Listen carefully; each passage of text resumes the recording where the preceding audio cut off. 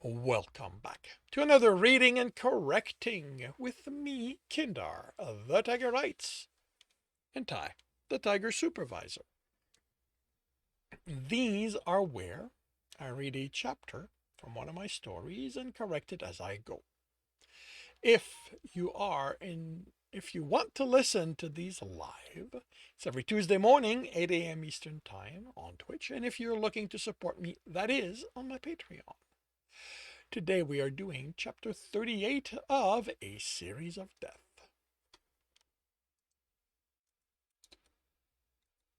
Okay, where's my cursor? There we are. Once he was home from his second visit to the bar with the slate that Jasper promised him contained everything the enforcers had collected and nothing else, he spent 10 minutes going through everything he could remember of Marlot's talk about computer security, which he decided was making sure it was not connected to the network, so whatever malware was on the slate couldn't call out and do what it was intended to do. Once he was done, he still hesitated, holding the slate. If he didn't do this, he could convince himself he hadn't broken the law. If enforcers, that should have been plural, came to demand what the expense was about, he'd say he'd hire a specialist he sighed. He had no idea what he could say. Of course, explaining why he'd driven around the city, making withdrawal at the few kiosks which still offered physical currency, each just under the notification limit, would be even tougher. He wouldn't have to do this, he reminded himself. His sleek coat wasn't being difficult. She was the one forcing his hand. He inserted the slate and waited for something bad to happen. When all that happened was a series of folders appearing, he accessed them. 5 folders, one for the kill location, one for the body, one for Bo, one for each of Bo's car and house. That the kill location and the house had their own folders was telling. The lab didn't make that distinction. Sleekcoat had requested it. The only reason Trembor couldn't think of was that she wanted to demonstrate his brother had lured the cub to his house. That was why the car was included. She wanted evidence of the cub in it. That she had them also go through the house separately had to mean she wanted to show how the cub had moved through the house on the way to the kill site. Of course, none of it made sense, considering Heralex and Isenson would have been in the house last night. He began with the body, a young raccoon. The medical examiner began her report by stating the cause of death, a broken neck. The death had been swift, with bruising that led her to believe the attacker had been behind the cub. The motion had been precise, expert, she stated. Pictures accompanied the comments of the body on the examination table. It on the prep table in Beau's house. Those made Trembor pause. The body looked peaceful, not just in death, but in how it was placed. The hands and fingers interlaced on the stomach, the legs straight. This body hadn't been dumped on the table to be prepared. It had been... Why had it been posed? The examiner indicated that the kind of strength needed to break the neck was that cleanly marked the killer as being one of the larger species. She didn't list any, but Trembor was certain Sleekcoat was going to point out Beau fit that characteristic. He didn't want to look at the details about the cub, but he needed some to get an accurate picture. The cub was only months away from being of predation age, which could support a claim Beau could have thought him to be older. He tried to remain as detached as he could. It was already tough, since it involved a family member, but his gaze kept returning to the picture of the raccoon that he just couldn't get himself to close. He moved on to evidence collected on the body. There was blood under the claws, one of the cub's hand. The linked report with the DNA test identified that as of Bolifan Goldenmane, and Trembor cursed. Another link brought up pictures of Beau's arm with 3 thin lines of coagulated blood. The reports indicated that the suspect, Beau, didn't have an explanation for them, but theorized he must have gotten them while hanging out with his friends. He didn't provide names when asked. Stupid. Don't protect them, Beau. Not giving names only made him look like he was hiding something, which He was, but not what Sleekcoat would claim. While on that file, he looked for evidence Bo was the one who had broken the cub's neck, but there was no raccoon fur around on his person. The closest they'd found was the raccoon fur on the set of clothing in the laundry room, matching both sides, but which he claimed wasn't his.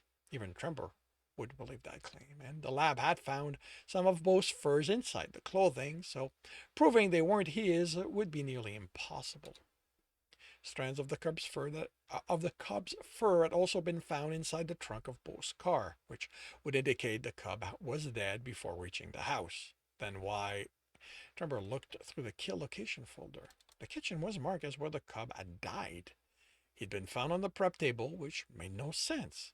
Well, wouldn't leave a body there, even a few hours would deteriorate the meat. His cooler couldn't fit a body, so he'd immediately cut him and store the pieces. Knowing his brother, he'd be late to work before he'd do a bad job of preparing a body. He looked through the house files. Strands of fur had been found going from the door connecting the garage and leading to the kitchen. Not a lot, enough to claim the cub had shed while moving from one to the other. But that contradicted it had been in the trunk unless Sleekcoat claimed he'd been conscious there. No, not Sleekcoat. It would be some lawyer at that point, but they would base their accusation on her finding and probably her recommendation. The fact the evidence indicated the cub had entered the house from the garage raised another question. How had Sleekcoat been informed there even was a body? What he sought at this point would only lead to a missing persons report when the cub didn't arrive where he was expected. He read through the complete report, hoping someone had been extra attentive to details, because if he had to call dispatch, he wasn't sure he could get anyone to answer him and not log that he'd asked about it. Yes, one of the technicians had linked the call that had come in to the report line. The voice was young or female, which he leaned towards. They'd seen the body through the kitchen window and called it in. The person taking the call asked what she was doing looking in the stranger's house, but the caller had disconnected. How fucking convenient, Trembor grumbled. The why wouldn't matter at this point. A body had been reported, so the RI in charge of that territory had to be called. And here Trembor was looking at the file that anyone who didn't know his brother would claim proved without a doubt he was a cub killer. The lawyer wouldn't even bother trying to find out if the caller had actually been at the house or not. Not that there was much on the call. It had come from a public call box. He noted the location so he could try to find her and get some more information. Not that it was needed at this point. A car matching Bo's had been seen in the area where the cub lived. It was a witness without a recording to support it, but even if it was someone lying, the rest would be difficult to fight. Because the body was a cub, one of the technicians had gone the extra step of tracking Bo's pad through the transmission tower. Those weren't accurate, but they placed it in the general area where the car had been seen. Could the location of a pad be faked? What he could remember of his courses said no, but technology had come a long way since his time at the academy. Even going old school, all it took was for someone to borrow Bo's pad while he wasn't looking, carry it while he killed the cubs, and bring the body to Bo's house, then return it. Like everyone his and Bo's age, they didn't spend their time looking at their pad, so it would be a few hours before Bo would notice it was missing, enough to do what had been done. Trembor leaned back in his chair. If this wasn't about Bo, what would the evidence tell him? The time the pad spent in the area the cub lived in indicated stalking, so the kill hadn't been a spur-of-the-moment decision. So close to predation age, the scent might not have told the predator he was stalking a cub. That would take a longer observation, which Bo would take the time to do. Damn it, just the evidence. He'd surprised the cub. The death had been swift, a broken neck. Except there was blood under one hand's claw. So the cub had seen him approach, gotten a lucky swipe, then ran? Without cameras, there was no way to know, but that was what the evidence led to. Then the predator caught him, broke the neck, and prepared to pay for his kill, which would be when he found out he was underage. Where was the ID? Where was the cub's clothing? There had been no mention of them in any of their reports. The predator realized he'd killed someone underage and Trembor rubbed his temple. This was why he hadn't been interested in vice crime. There were too many nuances in the why and the how and the who was the actual victim. Violent crimes were so much easier to deal with. The cub's was a body. The predator had put the body in the trunk of his car and drove home. Only the house had other people living there, so he left the body in the trunk overnight. Then the next morning, once he was alone in the house, he posed the body on the prep table and again left it there while he went to work. Other than the obvious problem with that scenario, the lab report hadn't indicated the level of decomposition leaving a body on a trunk overnight would cause. The cold weather might have accounted for it. He didn't remember if Beau's garage was heated or not, but there should have been some sort of deterioration. Maybe that time had been rolled into that of the hours on the prep table. This was dealing with lab work for which Trembor wasn't qualified. Except he'd forgotten the report said the cub had died in the kitchen, which meant he'd been alive in the trunk through a cold night without his clothing on. The only way the other occupants wouldn't have known was for the cub to be so unconscious, to be unconscious the entire time. So drugged? Only there had been no report of drugs, actually no toxicology report at all. Sloppy on the lab's part here. Regardless, the cub was dead on the prep table, and it came down to the other bad luck of having some stranger look into the window before the predator returned home to finish preparing the body. If not for that, it would have been a missing persons case. Wait, why had the peeping person thought this was an unclaimed body? It was in a house on a prep table. He rubbed his temple again. Trembor saw plenty in there that would slow the case down.